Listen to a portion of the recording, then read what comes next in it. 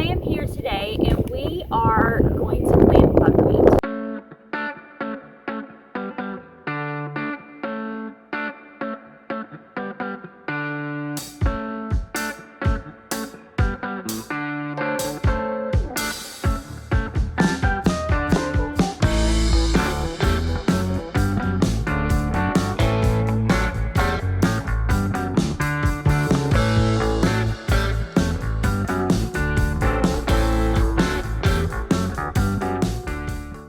Two different kinds of buckwheat. We've got some white buckwheat and I'm gonna botch it, so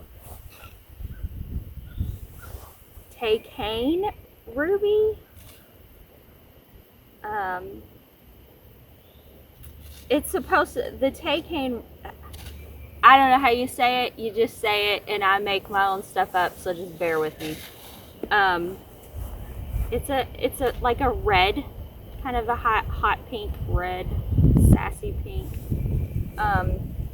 It's supposed to be high in antioxidants, and apparently buckwheat with the honey, the whole purpose of us doing this is so that we're feeding our bees, and apparently buckwheat honey is like, people love it. It's a darker, richer honey, but with the sassy buckwheat is what I'm going to call it. It's the sassy buckwheat. It is supposed to have higher antioxidants in it than just your regular honey. So we're going to give it a go. Anyway, we are going to mix. I bought a truckload of the sassy buckwheat, and I think I ended up getting 12 packs of this, and there's 75 seeds in each. And then I just got one of the white, and it's got 500. So we're going to plant these today because it's starting to warm up. It's getting better outside. The lows, I think, are in the upper 40s from now on. So I think we're safe to plant it. So we're going to mix these all together, and we're going to plant those. And we're going to see how our honey does. And if it isn't dark and rich, then I'm going to call them a bunch of liars. That's all.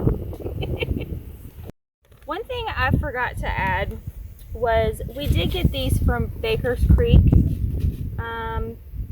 I think the sassy buckwheat was $4. I think $4 a pack, yes. And then the regular plain old white buckwheat was $3 for 500.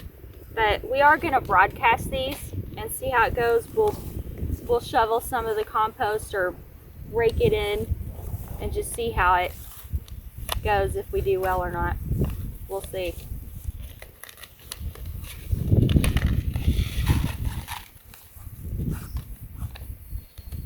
Hi, Francis.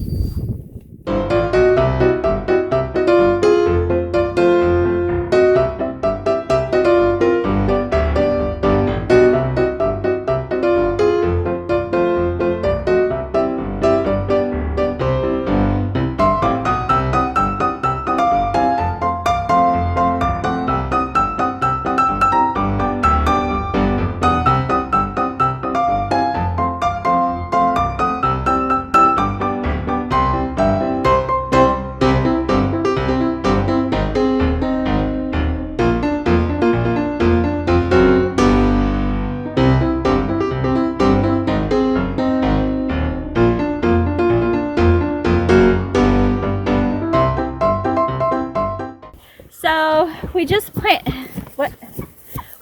planted the buckwheat, and one thing I didn't talk about was the fact that we have these beds that are 8 feet wide by 40 feet long. Everybody thought we were crazy, but you know, I have a vision, a dream.